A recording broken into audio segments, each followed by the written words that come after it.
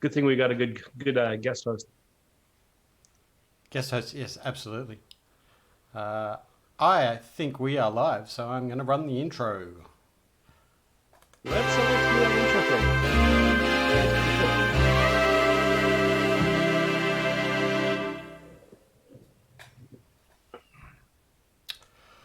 Ladies and gentlemen, welcome to, we're calling this Vape Mondays, Amigos Mondays. There's so many shows on Mondays. The Amigos & Co. On the Amigos & Co. channel. Thank you to Mr. Steve Legion Vapes for that fully sick intro music and universal explosions going on there. As always, we have Mr. Chris Vandal. Chris Vandal in Las Vegas. We have Steve Legion in Lismore, northern New South Wales. I'm sorry if I told everyone the city you live in. I didn't mean to do that. And we have a special guest, Mr. DJ, all the way from the USA, DJLsb Vapes. Thank you for joining us, my friend. You're welcome. Thanks for having me on. Yeah. I did tell DJLsb that this is a 12-hour live stream, so we've got a lot to talk about. It's not a 12-hour live stream, and awesome for coming on. Thanks for a little bit of chat and hanging out. There's a lot of people in chat. Yes, there is. Yeah, awesome. Thanks everyone for coming out. I did ask everyone to put in some questions for Daniel if they have any. Please put it in the chat so we can ask Mr. Daniel, and keep doing that. Thank you very much. Absolutely. Why don't I take a moment just before we start and say hello to all the people in chat who have joined us. We always appreciate and love having you guys here. And at the beginning, I like to just kind of call out a few names and say thanks. So Chris Vandal, of course, he's down there. Thanks for jumping in really, really early. Charles Johnson, Steven Sard, you're always here. I love seeing you, man. You're on every stream I go to. T-Gets, you're sitting next to Steven, I think, because the two of you are in just about every stream that I am on or watching. It's like you guys live here, and that is awesome to see. Dennis Michael, Charles Johnson, you're new to the channel, I believe. I haven't seen you before. Mm-hmm. Great Wambaski, you're always welcome, of course. Moving down, the usual Glenn Hefner, you've got a wrench, so of course you're here. And I don't see any other names. Billy Vapes is here. Mowgli, of course, I'd love to see you in any of my shows. DC Reckley, Jimmy James, Friday Vape Club, glad to have you here. And Daniel, of course, in the chats. Jangles, and I think that's about it. So why don't we do the buffet thing, and we'll start off with our special host. Daniel, what are you vaping on today? What has got you excited? Well, what I'm vaping on, it's not necessarily what has gotten me excited, because it's the vaping scene is actually pretty sad and boring with so many potsies. But it's something that has been vaping really well for me, the Vaporesso Extra. And by extra, you get a little extra battery capacity, and it's built solid and really good flavor. I already reviewed, but still vaping on the Smog alike. Just the feel of it. Smog has really come a long way with the majority of devices that are putting out these days. And then I also have the trusty Inikin Chroma R with the Zeus X, but with the mesh build deck installed, the Zeus X mesh, which is a build deck sold separately if you already own the Zeus X. Was that released post tank, or did that come out at the same time? No, the Zeus X. No, the mesh deck. The mesh deck was just released last month. Okay. Yep. So you can buy the tank, the Zeus X Mesh Edition, already with the mesh build deck, or if you already have the Zeus, the Zeus X RTA, you can build you can buy the build deck alone. Yep. Awesome. And what about you? Sorry. And that's it. Okay. Passing over to Vandal. What are you vaping on this week? Anything new? Anything exciting? New for Mondays, Anarchist Green, actually. I switched it up. I've been doing desserts lately. I was always a fruit guy, you guys know, with like pink lemonade stuff, but it's been pretty good. I've been vaping the crap out of it. It's green apples and cookie butter. It's kind of like a green apple pie, so it's pretty good. Otherwise, same setup as always, topside dual with the goat. Though I'm having a problem where I've used this thing so much that the battery contacts and this is bending. So I have a brand new one on the shelf. But other than that, that's all I got. It's always good to have backups, isn't it? Yeah. The problem is I've got backups for backups. That's the problem. Why is that a problem? Because you only need like 2 or 3, not like 7. Oh, you need 700, Yeah. especially the way things are Adam. looking. Like, You go, Steve. how about you? Me, I have kept it quite simple today. I'm using the Smock Ladon, not because I'm impressed by it or anything, but because I just reviewed it and I put a coil in here and I'm just going to keep using it till the coil's dead. But if you watched my review, you will know I hate that. That thing pops open all the time. Like every time my hand gets anywhere near that button, it just pops right open. I was sitting watching TV and I kind of tapped it and it fell over and spilled all over the floor. Not a big fan of that, but I'll keep using it till that coil's dead. And I am using Secret Bunker Monster. This is the newest in their line. Actually, they've revamped their entire line. It's all energy drinks. This is actually a spot-on rendition. If you're a fan of Monster, I had to stop drinking it because too much caffeine, too much sugar, too fat. But it's nice to have the flavor back again. This is really, really nice. Got about a third of a bottle left. I started it 2 days ago, so it kind of gives you an idea of how much I've been enjoying that. Other than that, of course, yeah, my trusty Cylon setup, the Odin 200, the Axial Pro with the non-series deck in there right now. Of course, I've got Breeze Tones in there, and this is definitely one of my new favorites. This company has impressed me. I've gone through 3 of their liquids so far, and nothing has failed, and everything has been beautiful. This is a peppermint and white chocolate cookie from, if I get it around the right way, Frank and Atticus. There we go. They are so rich, so subtle, without being overwhelming. I'm really, really enjoying that. Peppermint is one of those flavors that it gets in your nose, it gets in your mucus, and you can only vape it for a little while, and then you have to put it away. This one, I've been chain vaping it again. About a half a bottle left. I've been doing that for a couple of days. I'm really, really enjoying their e-liquids. So dead simple setup. 2 things. I got other stuff sitting here, but I'm not even thinking about using it. These are all I really need today. So what about you, Adam? What are you vaping on? I'm afraid I haven't changed much in the last few weeks, actually. 21700 El Thunder edition with the Drop Dead. That has a little butter brew from Yummy Vapor.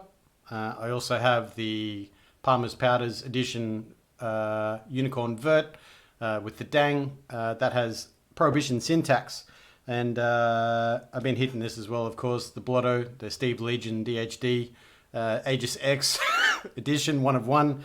That has a little banana bread custard in it from Mr. Paul Labworks. And I've been using this a little bit since I said last week as well. I haven't really hit my pod systems much because I've been at home. That's usually reserved for the work situation, but I'm using this in solidarity for you, Will, particularly with the US situation coming up. Refillable pod, the Yearn. That's, I feel, I have so many feels about this device and the way it's being handled in the US right now. So that's my finger up to the FDA for that one. But that's it. Yeah, that's all I'm vaping. Maybe we should just move straight into some questions for Daniel. I've always loved talking to people who have parts, have designed an Addy or a device or something. And I know that you've had a couple of devices out. When you think about designing an Addy, like lots of people have ideas about airflow and all of that situation, but the actual production of it, is it something you will do again? Is it an easy step? Do you want to run us through maybe a little bit about how much work takes from concept to final product?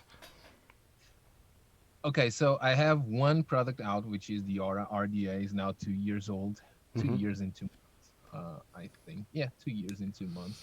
I had a couple of other designs that I wasn't either satisfied, or the work to get them done at some point was just too much and hard to handle. If you really design something yourself and you are not a designer capable of drawing everything on AutoCAD, or um, get the design pretty much streamlined, even with even with different variables, just in case the manufacturer comes back to you and says this part of the product is not possible for us to do. You already thought ahead, and you already have a design to replace or to do it or to machine it in a different way. If you're not a designer, a good designer, like for example Jbo and so many others, it is hard to design something of your own, and get them understanding from a very rough drawing. My drawings were actually very in depth, but I would still call them rough. It is a very hard process. Yes, it is. Yeah, It's yeah. very hard. It's not easy.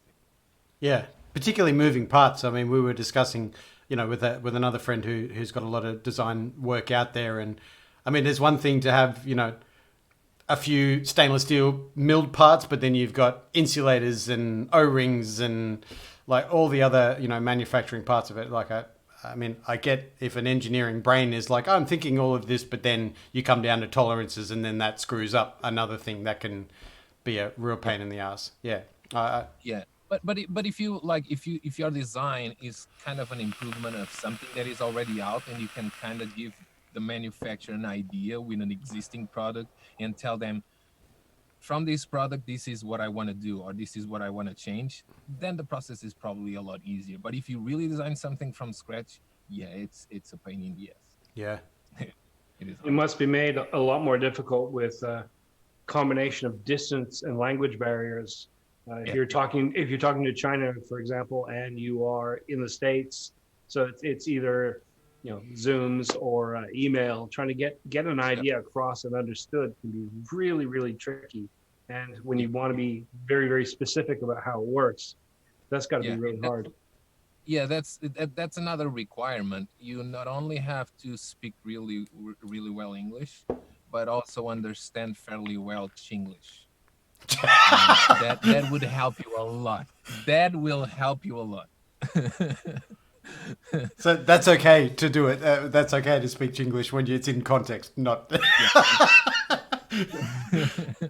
That's awesome. It almost seems like it would be easier to carve the damn thing out of wood, get it right, and then just make Yeah, that just make that out of metal. Just yeah. take that Or and even go.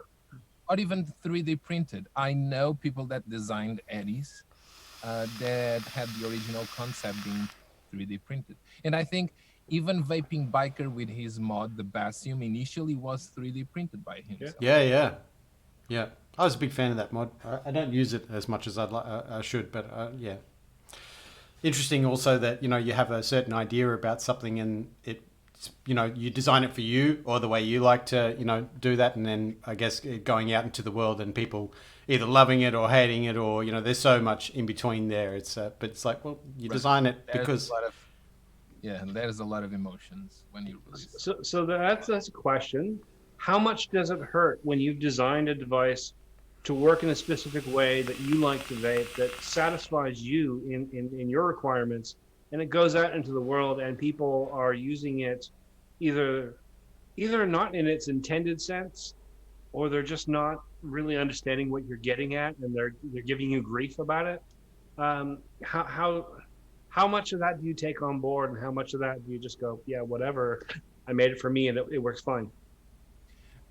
To be honest, I didn't experience that that much negative comments or concerns or complaints. I did have a few, but I can say unresolved, because either they were a user error, which I got what they were doing wrong, and I either led them into my video, or explained them what to do instead of, or how to build instead of how they were building. Other than the ones I addressed, I can probably say less than 20 that I left still with grief on that RDA. Hmm, So I didn't experience that much grief on my that's good. RDA. So it must be a sign of good design then if it hasn't. Even Yeah. nowadays, I still get comments because now it's on sale. You can buy it dirt cheap, and I still get comments and emails saying it was such an underrated RDA and still an amazing RDA 2 years later. So Yeah, we talk about that a lot, is using the device for its intended purposes as opposed to trying to get your magic spot out of something that may not be able to provide that for you. You know, like looking at the device as it is its own thing, as opposed to I'm trying to make this vape like 4 or 5 different things. You know, like that's an important mindset for people. Yeah. And something that drives me nuts in my comment section is the people who come in on things, and often it's older things, and they're just like, bagging something out because it doesn't perform the way they want it to, when it's clearly designed. It's not tight enough. I want a mouth lung drop. Well, it's not designed for that. It's designed for that sort of looser restricted draw. You can't complain that it's not tighter when that's not what it is. Right. I mean, if you need something tighter, go for a K-foam. right, because if you design something with mouth lung in mind or a very tight draw in mind, the chamber has to be built accordingly. It's not just having a small airflow hole. It's not that simple. You have to have a reduced chamber. There's so many variables when it comes down to restricted draw atomizers. Yeah. It's not like you can transform a direct lung RDA into a mouth lung RDA. It doesn't look like that. Yeah. Not that we haven't seen people try. I mean, there's a number of different pre-built tanks out there that have come out over the last couple of years with little adapters. You stick in a baby beast coil, or you can stick in a Nautilus. And I look at them and I'm like, yeah, they're gonna kind of suck at both, aren't they? It's not really covering a wide ground there. It's just gonna They crap. don't on really everything. exceed that any. Yeah. Oh, as long as you do everything average, that's fine. You know. But with so many good products these days, so many good direct lung products and so many good mouth lung products, do you really want to settle for just an okay vape these days? Yeah. There's No. That's also, let's talk about products and, China as such. Do you have any opinions about where China is now? Are they post COVID? Are products starting to flow through? Or, are you working on stuff? How do you feel China is right now? So I think the month of May will be the definite comeback. Not that I haven't been receiving products. I actually have. I can say I don't even have an empty spot. So the shelves in front of me are my queue. Everything that is queued to be reviewed. And I don't even see an empty spot in my shelf. So that tells you how much product I have queued to be reviewed. So, but more than half of this product is on an embargo because they decided not to release and not to allow us to review these products till vape shops reopen again and the economy starts flowing again. But just the last week alone, even today, I can say last week alone and today, Monday, I already got 12 new products. So I feel like May is the month of the comeback. Hopefully. Yeah. And folks, this is the difference between top tier and me. Don't even, Steve. Me, because I have one product on embargo. I have some cotton. I have some juice, which I don't review juice. That's literally it. My queue dried up, and I'm not trying to be snarky or anything. I understand how it works. I think you're being snarky. There are snarky. those up here that we respect. They're doing a lot better than I am right now. There must be companies. There must be companies that would be like, yeah, we'll send them out to the reviewers. Oh wait, these guys are too good. Let's don't send our product to that because we know how shit it is. Don't send it to him. Oh, but I suffer the same. With most of these companies, all it takes is for me to bash a product. Then I don't get the next one. Yeah. But I may get the next ones, but they don't even talk payment. Yeah. Whatever. Yeah. And not only that, happens. there's that whole weird thing where you'll be dealing with a company and they'll send you something, and then they'll send you an email if you want to do the next one, and then they stop sending emails and things just appear, and then all of a sudden you don't hear anything. It's like 2 years later. What happened? I didn't give you guys a bad review. Your products were good. Where did you go? And I actually, it took me a while to figure this out. It's because their marketing department and their contact departments, they shift. Sometimes they leave. They just leave. They don't stay in one country for too long. So if your contact leaves the company, boom, you're done with them until the next one thinks of contacting you. So you can have little gaps over the years. Like I had everything from them for like a year and a half. Then for a year, there's a dead spot. And then, it's very strange how this all works. All it takes is for the person responsible, the salesperson responsible to send you samples to switch companies or switch department. That's all it takes. So being a reviewer, it's not just shooting and putting out the reviews, it's keeping constantly in touch with these companies and knowing when the person responsible for you switch department and then knowing the new one. It's constant work unless you have an agent or but it's a constant work. There was a comment there from Stephen Sard, I think it was. Oh, no, it was Shane Beekman. It's because you're a redhead, Steve. That's why you're not getting products. They're discriminating against the gingers. Yeah. And now I have to clean the glasses. In the chat, we do have a question for on the first question was from Charles Johnson. He says, "Ask Daniel how you've been doing with everything in the lockdown. Do you enjoy mech mods?" And he seldom sees reviews lately on stuff. And also, thank you for the Torn Solo RD8 he won for me. Oh, nice. You're welcome. As far as the lockdown, I mean, I miss going out. I miss going to the theater. I miss taking my girlfriend out for a nice dinner. I really miss going out. Initially, we've been together since November, so initially we also kind of got on each other's nerves because it was the first time living with each other, and now all of a sudden we are in quarantine. But that happened to a lot of people. But we are doing well. We are doing really well. I'm very thankful for having her in my life. I don't know what I would be doing now by myself, with reviews slowing down just by myself at the house. It would be extremely boring. So as far as the quarantine goes, I'm doing really well. What was the other question? Do you enjoy mechs? Well, not really. Not really. I love electronics, and I love keeping these companies in check when it comes down to their accuracy of their devices, and even some mechs that I liked, like mechs that I received and I looked at or I vaped on and I really liked and I reviewed. I did get a lot of negative feedback, like mostly along the lines of, we rely on you for the data you provide on regulated mods. Don't waste your time reviewing Mac mods. So I just stopped. I just stopped. That's not what my viewers want to see. So I just stopped. Yeah. That also kind of comes to like the battery situation. How do you feel that the battery manufacturers coming out against vaping and not wanting to have them associated with the way people are using them and their intended use? Right. Well, I do have a space on my website dedicated to battery safety, that tells you which batteries you should use on regulated devices, if they are single, dual, or triple battery and mechanical mods. And then I have the link to battery mooches, charge and test batteries, because everybody has to rely on battery mooch to know the real capabilities of a battery.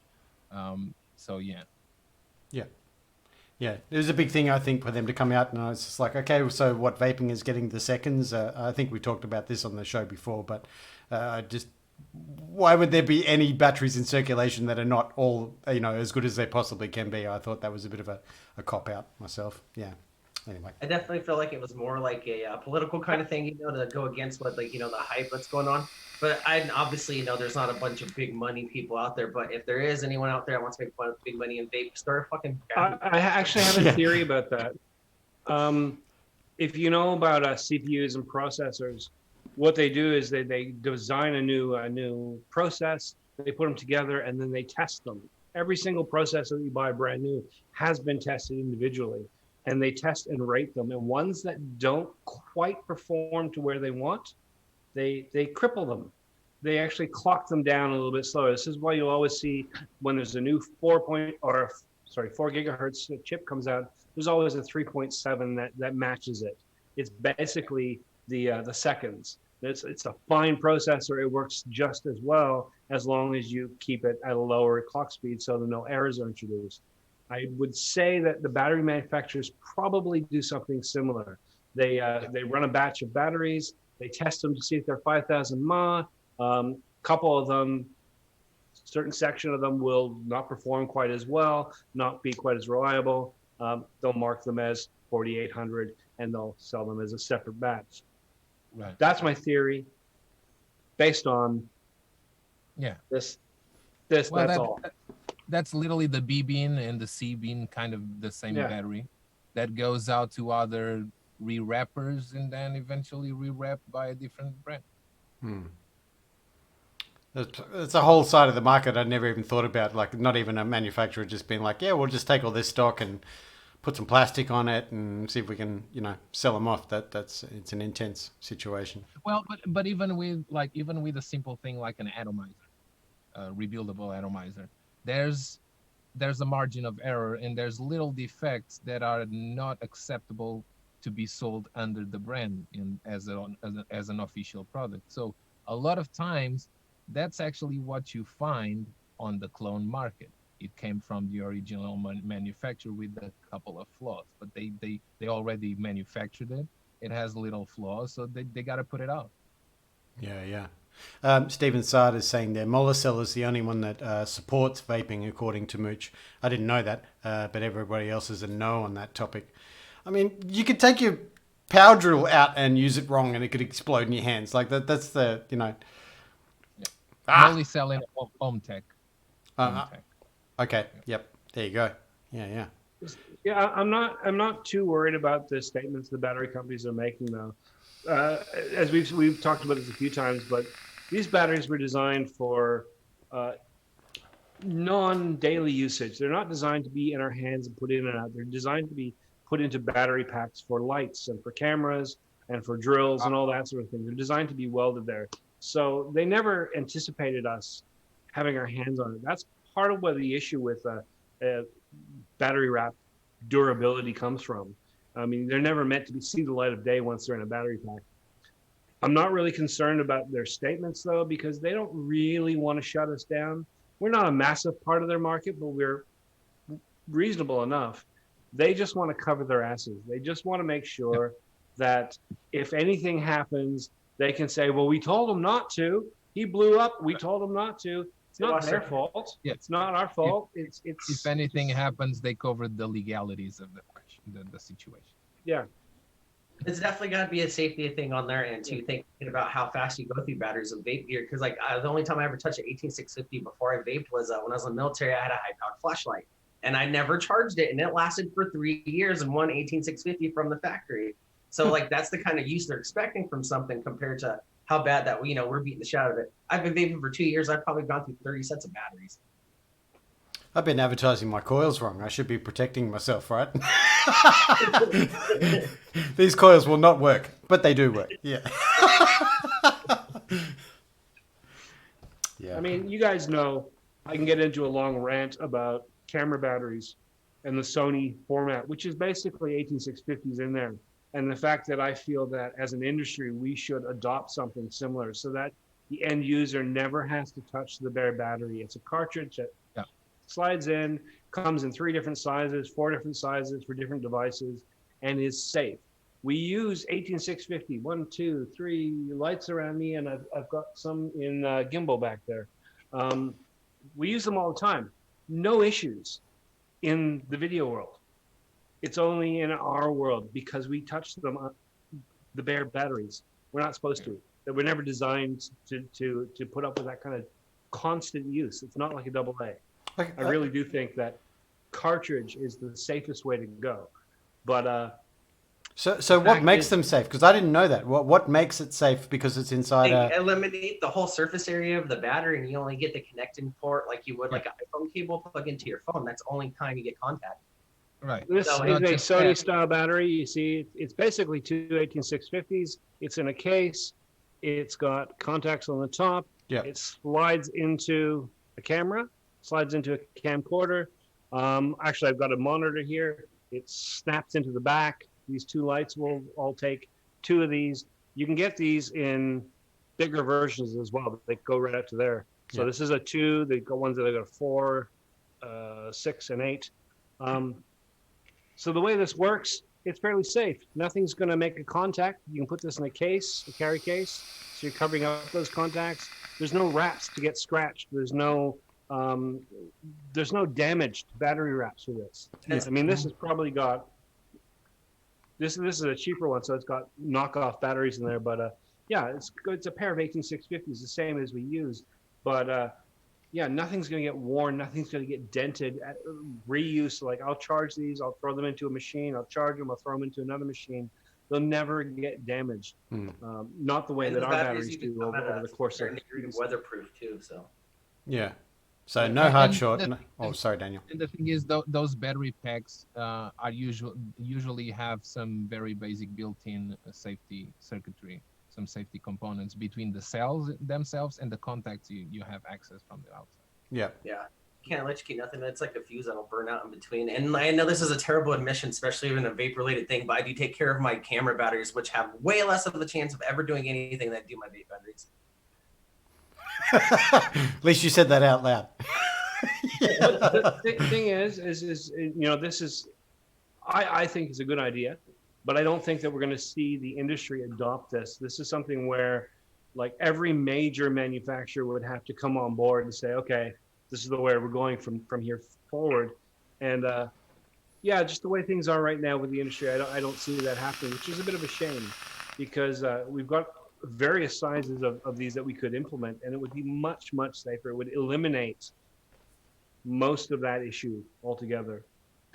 And the thing I think is cool about the vape industry, because it's always been built off of necessity, that if it ever got bad enough that you needed to like change the battery type, you just change the design of your product of what batteries it takes. You can morph around the battery industry very well, usually with a device. So like, I don't think there'd be any worry right there with anything coming from like, the battery side. You can make a mod that fit a camera battery if you had the right specs, if you wanted, but Well, I don't think it's for anytime soon. that's a big point, though. I mean, how long? I mean, when I started vaping, so I'm only 2 and a bit years into it now. But so 18650 was the the changeable battery, and then I mean, it wasn't very long before 21700s were kind of getting talked about, even for someone as young as I am in the vaping industry. But then it takes a year and a half for some company to bite the bullet and go, we're going 21700s. And even now, it's still, devices are still coming out at 18650 because that's the 90% of the consumers use 18650s. Is it an easy enough change? Just getting back to what you were saying, Chris. Well, not if you're trying to make a brand new product, but if you have to morph around what you're provided, I'm saying, you know what I mean? If the vape companies, they stop making vape batteries 8650 size, and then you have the vape companies or product creators can create around different battery sizes, wattage. You can do the voltage, you can do the chips, you can do stuff. Yeah. And I know that's a very big thing. I'm not saying like it's a tomorrow thing, but I don't think that it's something that would deter anyone from creating new stuff. Wasn't it Asmodus who have done that with a device now? They've got the camera style battery. They got a cartridge-looking battery thing, I think. Yeah. Well, I guess. Indeed too with the disruptor. Yeah, no, I haven't even seen that, but yeah, awesome. Mowgli was saying about that. Yeah, absolutely. Yep, the disruptor. Yeah. So Last thing, Mowgli mentioned the disruptor there in the comments, and he said basically it was pretty good for the time, but fuck proprietary designs. He likes options, and that's the thing. For this to work, for this concept to take off, proprietary, it has to be like USB. It has to be designed and then just disseminated. Everyone needs to get on board, and everyone needs to be able to work with that format. If it's just one company, it's never going to take off, unfortunately. Yeah, all the manufacturers have to be on board. And that's going to be the hardest part, getting everyone together to do one thing. But surely, I mean, I've asked this question a few times. I mean, we always turn back to China because China is, the vast manufacturer of these devices. I mean, even though all the pod systems and yes, they're selling and all that sort of thing, but surely they're listening to, I guess, the hobbyists, because doesn't everything, kind of come from those people that are at the high end, and we try and make cheaper versions of the really good stuff. So surely China would be seeing that and be like, okay, rebuildables are coming back, or those kind of situations. Why do they keep coming out with products that people are like, it's. I feel like it's more of like they piggyback. They do like a lot of, and not like saying like and as a whole intellectual theft, but it's like they find something good and then they add to it, or they do that. As far as creating something straight original, like an RDA or anything like that, I can't think of too many that weren't influenced by something that was kind of cool by someone else before. Yeah. Well, there was that whole period of time where all the high end was stabwood and stuff like that. And if you follow that, about 6 months after, resin, all of China became resin. Yeah. It was a direct response. I mean, stabwood just became so noticeable in the high end that they had to kind of figure out their own way to get that look. And you see that aesthetically happening all the time. In terms of design functionality, I'm not sure how much they grab from that sort of thing. So, can you give us any insight, Daniel, of maybe where things are headed? Where are we going, and is there some cool stuff that's getting your getting your attention, or is it fixing the old stuff? You know what I mean? There's still everything I have queued up to be reviewed are still mainly pod systems. I wouldn't say anything special about any of them, other than one from Smock, a small pod system with the screen on the side. But I think that one is on embargo as well, so I can't talk about it. Yeah. And then we'll edit that. Yeah, most of the stuff. Yeah, most of the stuff that I have on embargo, we are requested not to show or talk about. So, yeah. Well, I noticed. There is that. Sorry, Steve. I was going to say there is a interesting development. Artery and Smock are both coming out with 200 watts replaceable battery pod systems that either come with or you can get 510 adapters for, which is it's kind of an interesting mark on that progress that we've seen for the last year, just getting bigger. And I've said this a few times, we've gone from that Juul style to Juul with a button, to Juul with a button and a screen, to a button, a screen, and external battery, to button, screen, external battery, your buildable tech. Oh, it's not powerful enough, let's throw in 2 batteries. I mean, they're turning into this. It's this bizarre. The trend is always going to end up with dual batteries and more powerful devices, no matter what. The same with pod systems, right? All of it. While back, pod systems were all very small batteries, very simple, very basic devices. Then we started seeing one or another more regulated, and then with screens, with buttons, now with removable batteries. So you may as well not even call it a pod system in a year from now, right? Everything is progressing to the same we had years back before pod systems even were popular. What about the situation of a USB, I mean, companies are always talking about, this is for upgrades, but you can charge through it. Will we see the end of an open USB port on the front of a Juul or that situation? What do you mean? As far as devices that used to use proprietary charging ports moving into USB, or just not having them? I can't remember what that device was that. It was one Juul device that didn't have a USB. Or maybe it's Sebastian. It hasn't got a USB port, so... Yeah, there's still devices without USB. Yeah. But as far as devices that use removable batteries and have a USB port that allow you to charge the batteries inside, I would say most of the newer devices are fairly safe for you to charge the batteries inside. But of course, that's one of the things I always test. I always test the charging capabilities, the charging rate, the amperage rate.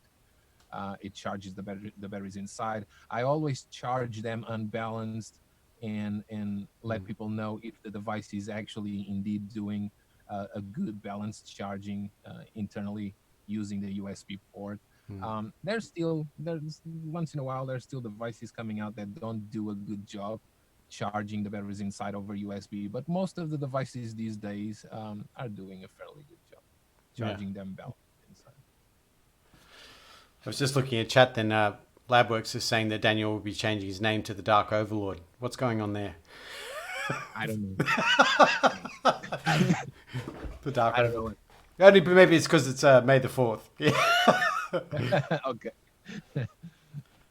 Awesome. I do have something to pop in the chat I want to address. Steven Sword said, Matt from Suck My Mod also got a letter about his Nudge RDA, which is weird because the FDA says they're going after stuff like that for a while anyway.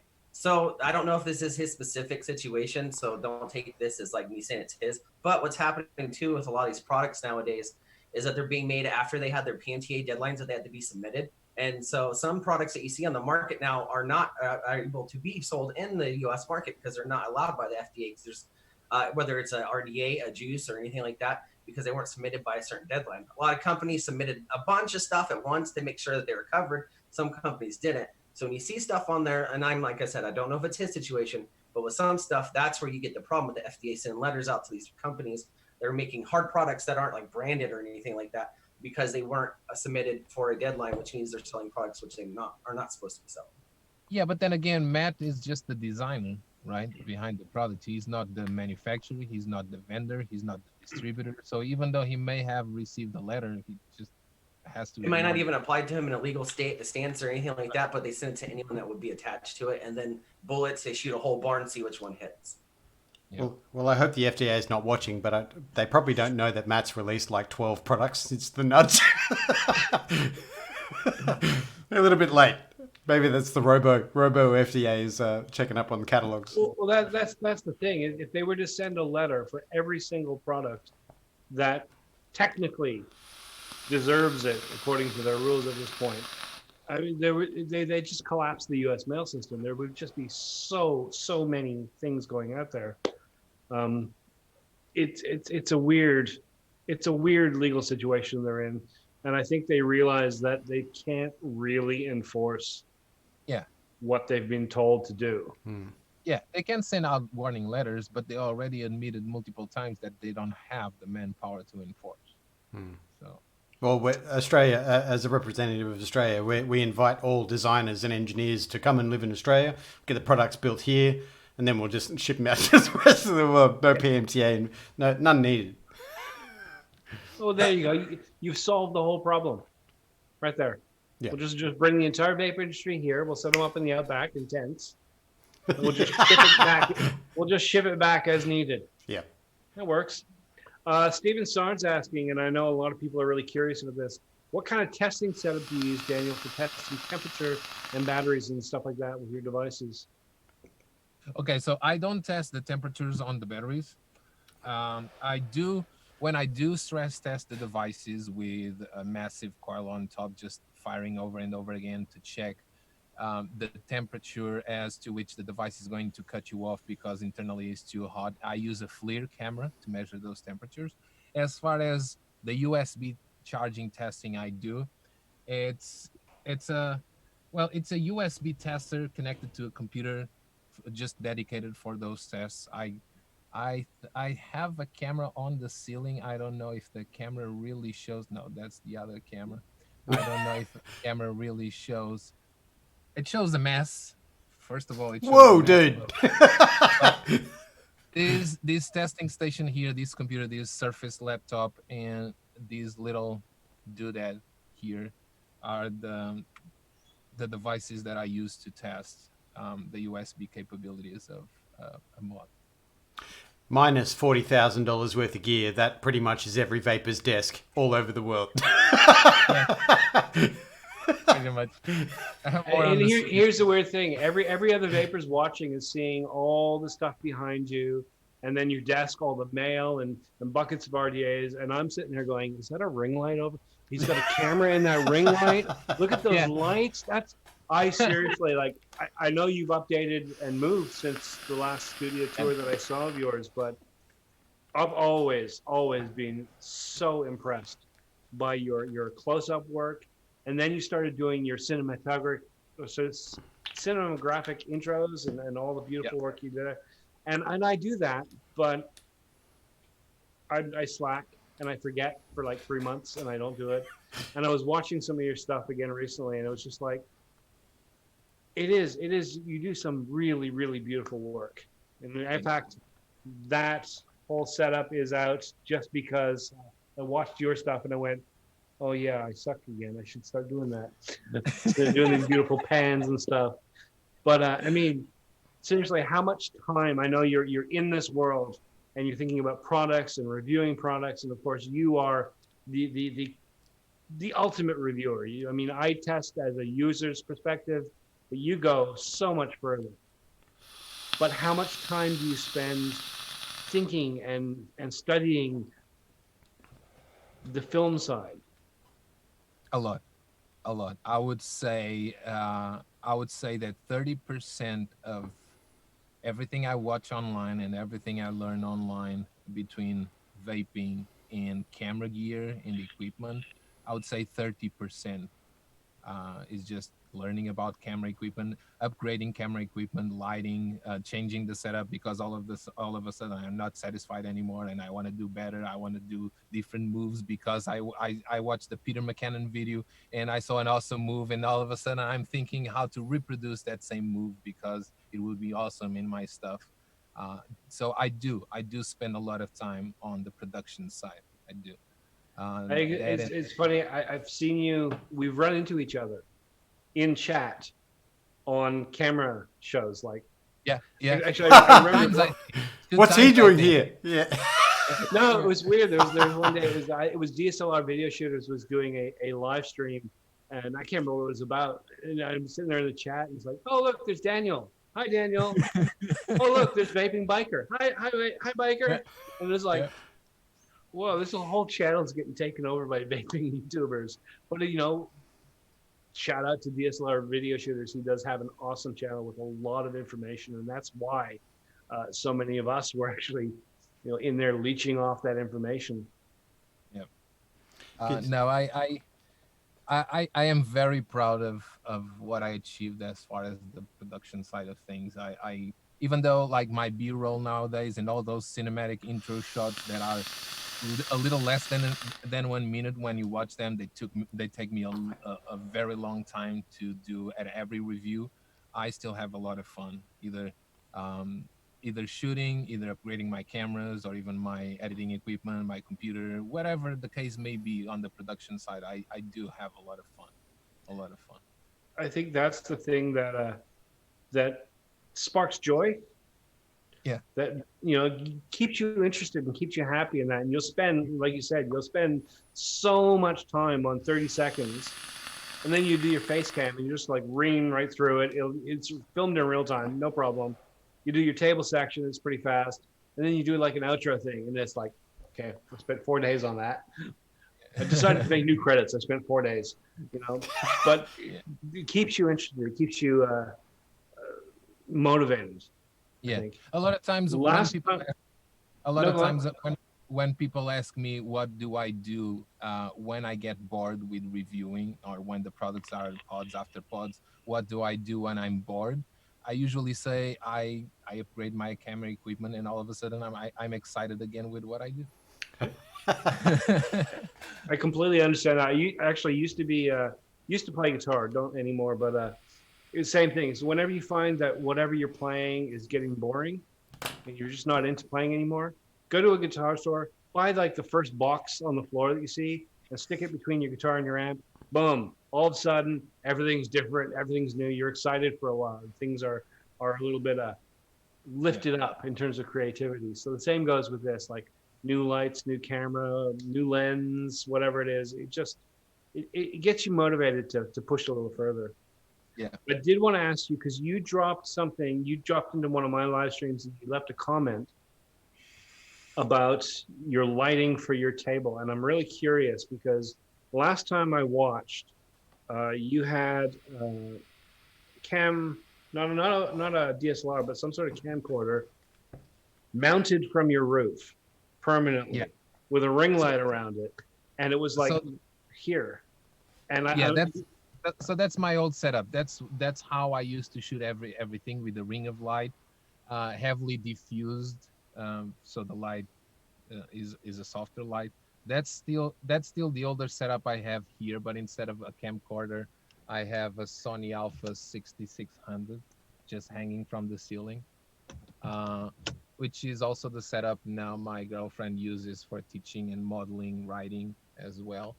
And then on my Studio B, which I actually have to turn on the lights, but I can show you my Studio B. Ooh. So on my Studio Awesome. B, I have a set of lights above that table, all soft lights, and diffusing diffusing over or using a Muslim cloth diffusing the light over the table. And then my slider and the TV. That's why a lot of people don't understand how I have a different background at every review on my B-roll shots. I use a TV with still images. Cheeky. Perfect. That's a great idea. All right. So that's my Studio B. But yeah, but this one was my original setup. Just a ring of light hanging from the ceiling, a support for the camera. This was my older setup. And then eventually I got bored and bought a slider and started doing a whole bunch of other things that required more space, and that's why I built the Studio B. If anyone watching probably saw my mouth drop because when you showed your Studio B, there was two things there that are on my want list and have been for a long time. I have a not so very good slider, but you have a very nice slider right there, and the jib. It's the Edelkron slider, and then I have Yeah. the jib. Yeah. That's the one that's on my list actually. The Edelkrom's jib, and also they've got their newer well not the Edelkrom sliders on my list, and they've got their new jib that just came out, which is motion controlled. And that when I was in line to do the documentary I was going to do, that was like big on the list of gear for that. Documentary fell apart, so maybe in the future. And those are actually two pieces of gear that are very expensive, both the jib and the slider. I was sort of lucky because I was one of the very first people in the world having the Edelkron slider back then. I rented the slider, but they had so many issues, so many glitches that I was constantly reporting. And there's actually two little changes on the newer generation of that slider that happened because of my feedback. I was in their team. All of a sudden, I was in their testers team. I was receiving all their prototypes and giving them feedback. So that's all time taken away from the reviews. But when it came down, when I paid half of the rent, I would either have to pay the other half full or send it back. And they literally allowed me to keep everything without paying the other half. Nice. Awesome. Of the whole setup. Yeah. So it's a very expensive setup. The setup, how it is with all the accessories, I think it's worth close to $5,000, and I paid $2,200.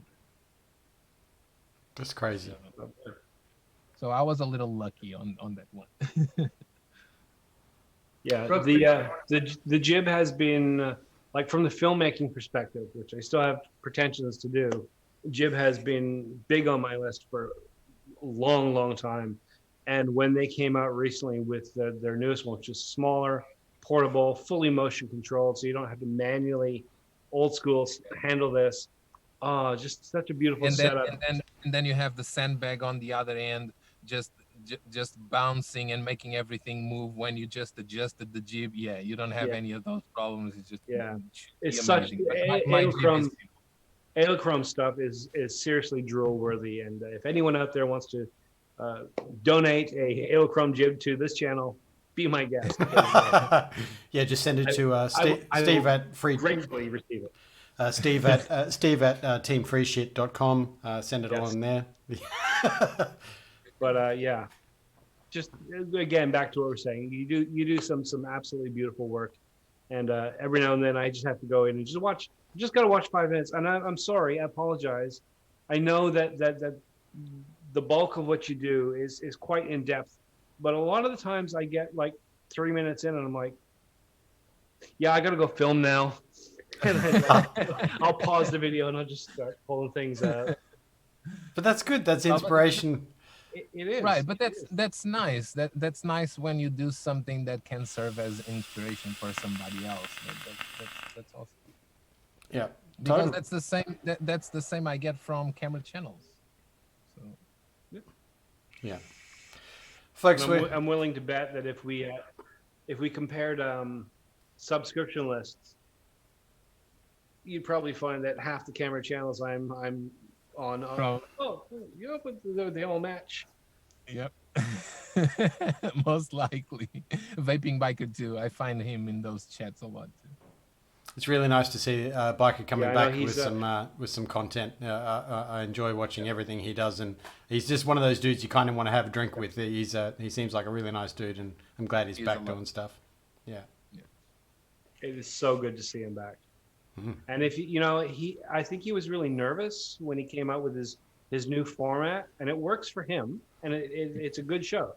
But I think he was nervous that it wouldn't sell, that people wouldn't go for a magazine style show. But so far, I've seen it's slowly picking up, and I hope that that everyone in the community, everyone watching this at least, heads over every time he does something, because he does do beautiful work, and he is a very, very beautiful, big-hearted guy. Yeah, he definitely deserves all of our support. It truly is. As an artist / content creator / enthusiast / what all those things, you can't keep doing the same thing you've always done. That's not motivating for you personally. You've got to change it up, and unfortunately everyone else just kind of has to deal with the artistic output. But it's totally. Hey folks, we're coming up to the hour. Sure. We want to close it off with some any news coming up from anyone. News? We're in lockdown. There's no news. There's only coronavirus news. Yeah. Oh, I'm kind of over that news. If you want news from my channel, you have the same things that I've been doing for the last couple of weeks. Tomorrow, join me on my channel. We'll be having coffee and talking about whatever you want to talk about, because that's what that show's about. Have a Coffee with Legion. It's just a free-for-all where people ask questions and we get into a chat. Coming up on Friday, there will be, of course, Ion Vaping. So whatever news happens through the week, same thing. I go through the news, and then we have a random chat, and then we all jump over to Nick Green's channel and see whatever he's doing. Because I literally have timed all my shows so that they are just before his, because the best time slots are his slots. But I don't ever want to stream when he's streaming, because A, that's rude, and B, I'll miss his show. So I pushed all my shows just before his, and then I desperately go, well, we're done. Let's go. Go to the next channel now. Other than that, yeah, like I said, not really anything to review except some cotton. So I believe I'll be spending the afternoon today, if the sun comes back out, doing some beautiful cinematic shots of cotton as the camera moves up and down, zooms in, spin. Dreamy. Sounds dreamy. Yeah. And I'll do a 20-minute review of cotton. 18 minutes will be B-roll. And if everyone has noticed, Mr. Vandal is in new surroundings, in a wonderful new studio room. Yes. Yeah, I'm back. Woo, I'm tired. Well, you've been moving for the last week, man. Of course you're tired. I'm surprised you had time to put the lights up. Yeah. But so I'll be back around for Mondays and Fridays. I'll be back. But I do want to say I don't have any news. But ID Boke, happy birthday, man! He's been a supporter of the show since day one, and I think he turned 400 today. Really? So Happy 400th, Mr. Voka. Awesome. Happy birthday, bro. Have a cake. Have a cupcake. Yeah. Nice. Have a cake flavored vape. Yeah, yes, indeed. Well, I don't have any news, so I'm just going to leave that there.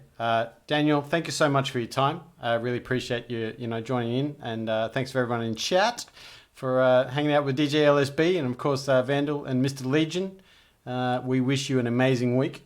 We will see you next week. We'll see Chris on Friday. We'll see Legion on his shows because he's doing 1 million shows, and DJLsb, we'll see you on your next content as well. Peace out, everyone. Big love. Stay safe. Wash your freaking hands.